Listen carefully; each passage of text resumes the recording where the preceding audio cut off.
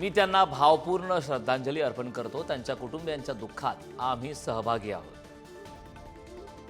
जखमींना तातडीनं शिवाजी हॉस्पिटल आणि ठाणे सामान्य रुग्णालयात दाखल करण्यात आले असून उपचार सुरू आहेत।